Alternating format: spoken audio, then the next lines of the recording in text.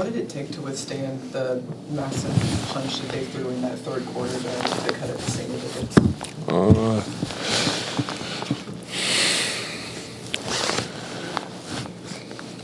We just needed to get good possessions offensively, and then get stops defensively. It wasn't anything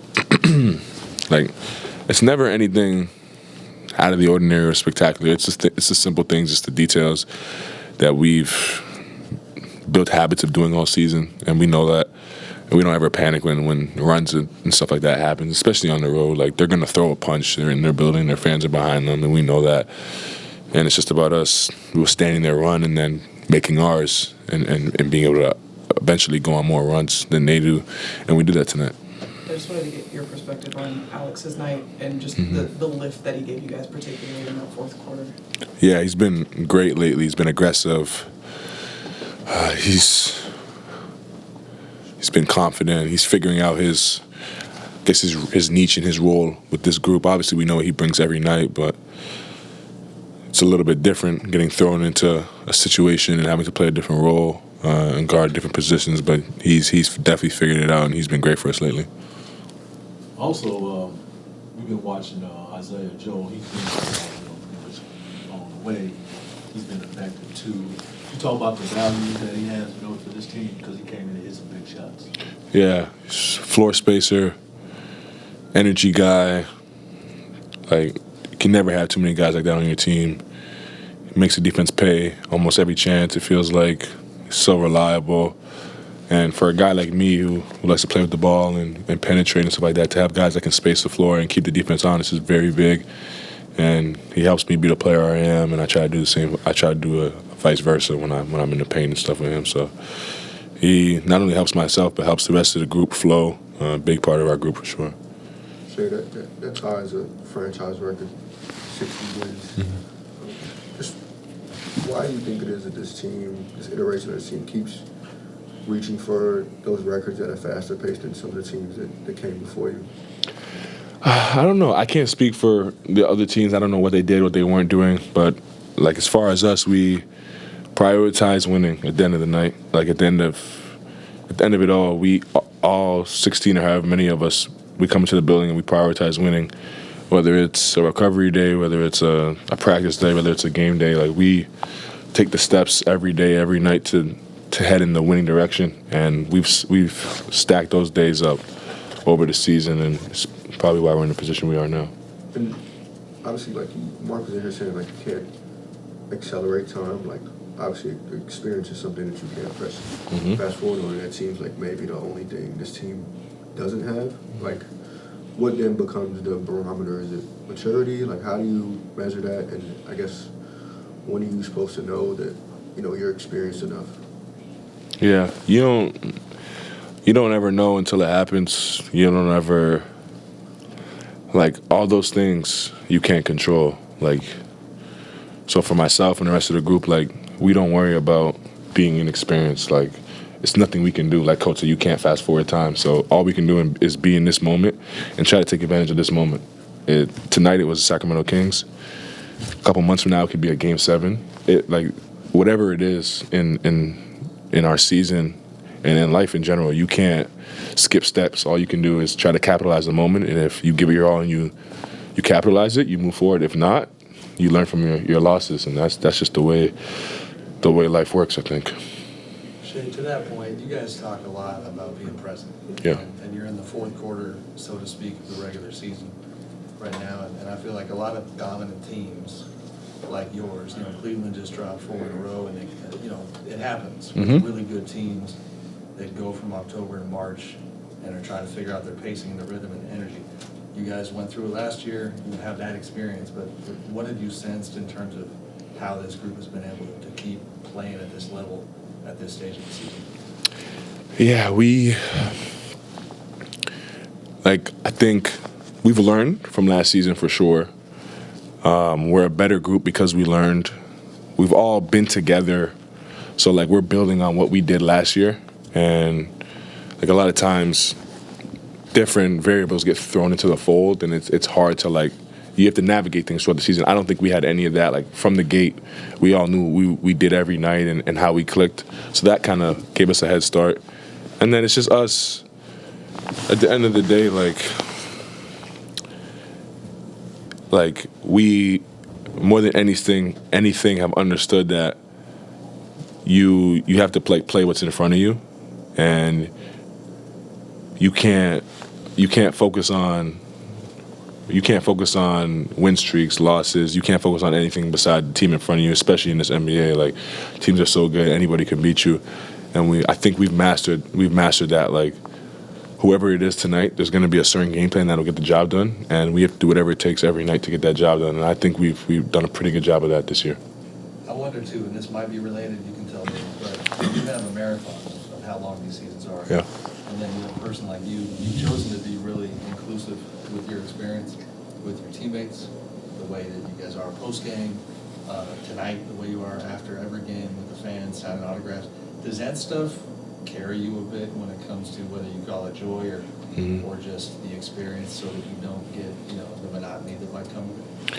Yeah, I just try to look at things through a bigger perspective, and I've throughout my career, like, there's always a village, and obviously I'm having success in this league, and I wouldn't be having the success without so many people. Like, to start every night, my teammates, if they're not as good as they are and don't help me be the player I am, I don't care if I average 40. If we have 12 wins in the year, no one cares. You know what I mean? So, like, I understand that, and they're just as important they're just as important to me as my skill development or my numbers is to me. And then the fans, like, the amount of love I get, at the end of the day, the support. Like, none of those people know me. They don't know what I do. They just scream my name every night and have my jersey, and at the end of the day, kind of put money in my pocket. So it's like, the least I can do is sign an autograph and take a picture. They wake up and they come to the arena with the Shai jersey and support Shai and don't even know half of Shai. So I think that's pretty special, and I appreciate them all. Shai, to the point of the monotony of the season, maybe just, I hope this doesn't sound crass, but like with these 10 games you have left, like, you've already clinched, you've long clinched first seed playoffs. Like, what does it feel like you're playing for the rest of this regular season? For me, it's for myself and the rest of the group. Like, we play every night to get better, like, to become a better group ourselves, and that's the reason why we've clinched this early. That's the reason why we've been the fastest team to 60 wins in franchise history.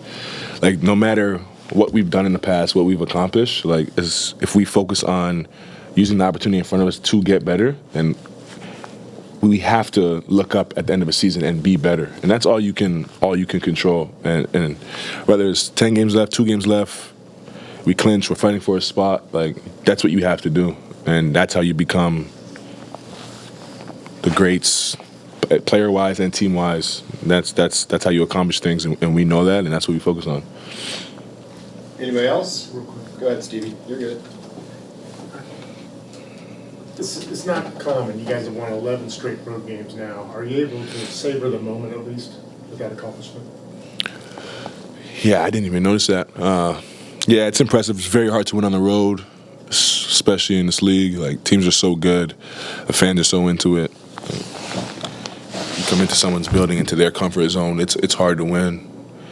We've done a good job of, like, no matter the circumstances, just trying to get the job done, and whatever it looks like, it looks like. The last game obviously wasn't our best offensive night. We've had great offensive nights in past nights, so whatever it is, the goal is to win, and we know that, and we've done a pretty good job of it so far. So hopefully we keep it going. All right, that's fine. Joel, you can have the last one.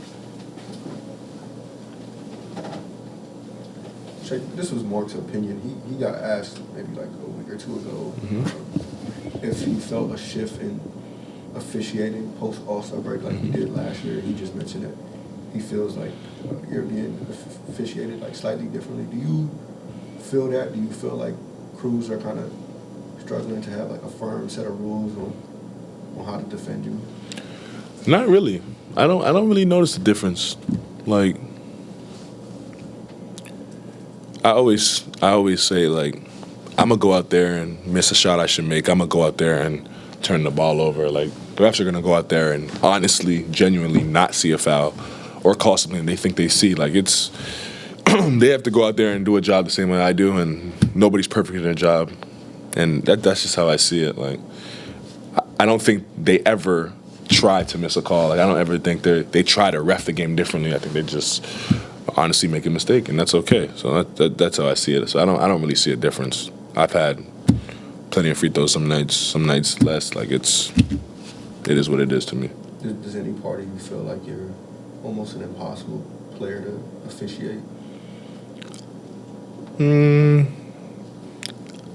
Not. I don't think I'm impossible. I think I might be tougher than others just because of my playing style and the amount of times I drive every night and am in the thick of things. I'm probably a little bit more difficult than the rest, but they've done a great job so far. Thank you, Shai. Of course. Lou up next. Lou, that run they made in the third quarter, Shai was just saying, like, when teams go on runs like that, we never panic. We just focus on the things that we can control. What were the things in that moment that you guys were able to start controlling?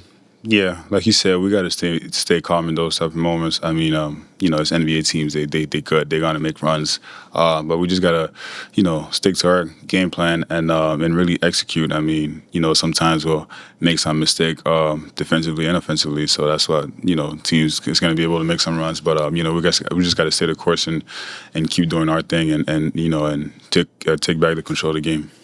You guys are able to keep DeRozan relatively quiet tonight. Just what goes into limiting a guy like that throughout a game like this? Make everything tough. He's a good player. We just had to be physical.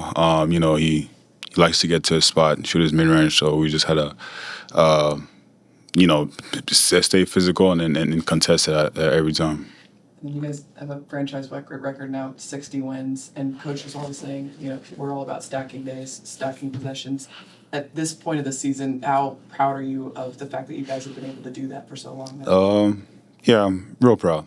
I'll say that, I've been here for, my sixth season now, and, we had a lot of ups and downs, and then to be at this point now is good. I mean, it just showed how much the work is paying off, the trust that we had in their organization, it's all showing up now, so we just got to keep stacking days and go all the way there. 11 straight road wins now, which is also a Thunder record. Do you think these wins on the road can help you in the postseason, or is this a different thing in the postseason?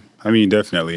Just not really letting the crowd get to our head. Really trying to stay and play our game, which is good in the postseason. It might even get crazier, but I always feel like a postseason is a whole different season. So we'll be ready then, but we just got to keep stacking, and I'm happy that we got a lot of wins on the road. Thanks, Lou.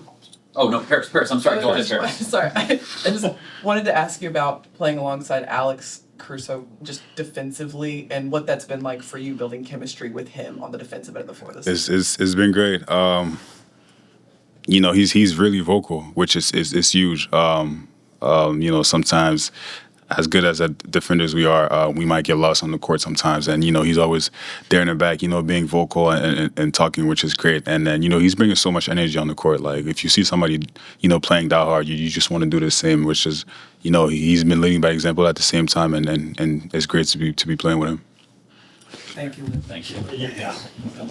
Coach, obviously the Kings went on a massive run there in the third quarter. Just what did you make of the poise and the composure to withstand that punch to bring through?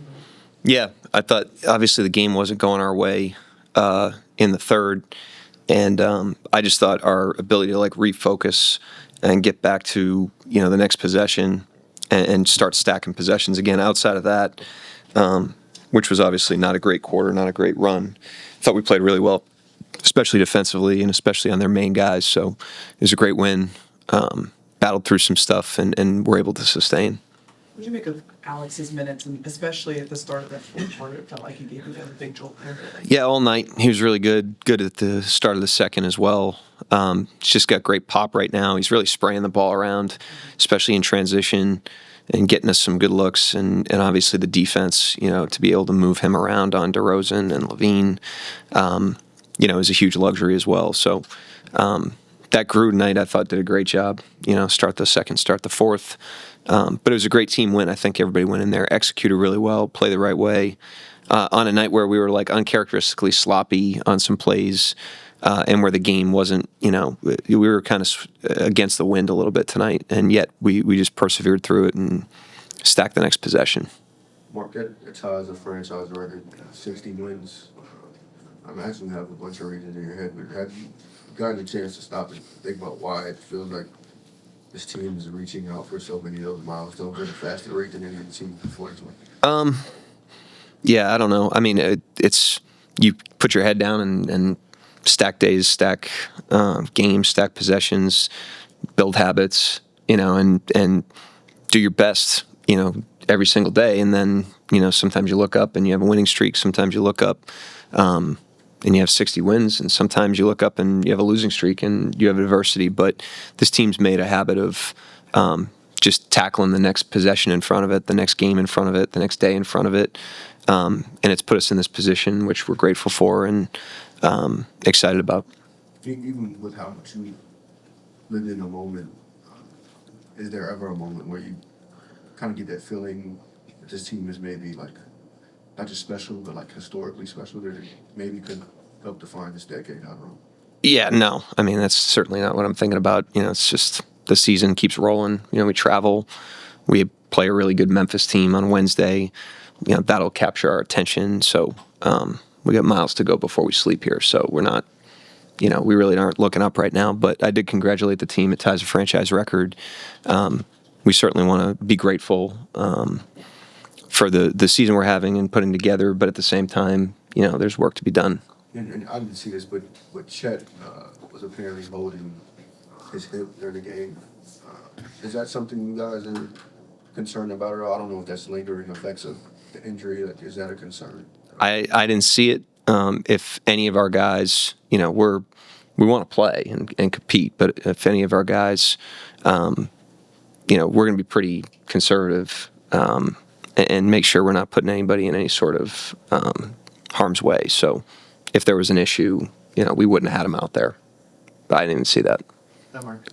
Apologies for another reflective question, but a little more specific. I wonder if you look back at late March of last year, like with your team, because there's so much focus on the youth, and even recently Shai talked about we're growing up. I would imagine as a coach, you are really monitoring how much belief and confidence do I have in maturity, and I wonder last year where your head might have been at this time of year and how that might compare to how you're feeling right now.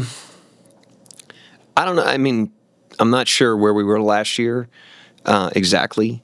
I know, from an experience standpoint, you only can control the experience you have at a given point in time. Like we can't fast forward anything, but this team continues to utilize the experiences we have and put our best foot forward and learn from everything and keep moving forward. And I have immense confidence in the team right now. I can speak to that, and it's because of the way they operate, from a professionalism standpoint, how they compete together, like tonight, like the Clipper game. Those games, I thought the wind was in our face a little bit, and the team just continues to plow through that. And, that's how you build your muscle, to be able to handle the higher stakes games that are coming around the corner for us. So, that's how I feel about it, though. I have unbelievable confidence in the team. I'm totally impressed, not surprised, but impressed by this group. And they continue to just keep their head down, despite the fact that we're the 1 seed in the West right now. We're still tackling these challenges and fully competing, which is impressive to me. Right. I wonder with Shai individually, you said recently that on the MVP front that he just wants to tell him to be on the team and the winning. Yeah. I wonder behind the scenes, is he an expressive guy when it comes to how hungry he is to take this thing farther than you guys were able to last year, and just how open is he about where his level of want is, if that makes sense? Really open. He's ambitious, and it's not limited to him. This is an ambitious team with high goals and aspirations that also puts the work in. They put their money where their mouth is on that. But yeah, he's an ambitious player individually. He's an ambitious member of the team. He's not shy about that, but he also is not pounding his chest, and screaming it from a mountaintop either. He understands that you got to go play, and it's really about how we prepare for that. But he doesn't lack for any, ambition. He's got one of his great qualities is his vision, which I think is how he's become this good of a player. And as he's led more and more, and as the team's grown, his vision has extended past just himself into the team as a leader. And, he's not short on that at all. You mentioned, I mean, this is obvious that you can't fast forward. You can't choose how much experience you have. This team looks about as ready for the postseason as they can be without it. Is maturity the barometer you choose? How do you choose to measure that, knowing that this team generally doesn't have that experience? I mean, we just control what we can control. And I think, sometimes these thematic things, which we think about, we think about experience, we think about, trying to be a great team. We think about bigger picture things. But at the end of the day, the way that you accomplish your goals, the way that you win a basketball game is by stacking, and so we just try to root back into the next possession. We try to root back into today, and be incredibly present together and allow the compounding effect of that to win the day. And that's how we've been in this position. We didn't set out at the beginning of the season and say we wanted to win 60 games, but we've stacked to that point, and that's where we are right now. So anything we continue to accomplish from here on out is going to be a result of how we play the next possession, how we attack the next day. We're going to stay on that track. Anybody else? Go ahead, Stevie. Steve's got one. Good, Mike. It's a way to follow protocol, Steve. It's good. Playing by the rules. Yeah. You've won 14 out of 15. I think your bench has been a big part of this winning success so far. Do you like what you've seen from your bench with 10 games to go in the regular season? Yeah, and specifically, we've had a lot of guys in and out. We've actually had a pretty fluid availability over this period of time, and I'm very impressed by guys whose roles are variant. How they've been able to just step in and hit the ground running. And Jay Will, K-Rich got another start tonight. He's in that category. He could play anywhere from 0 minutes or 8 minutes to start and play 25.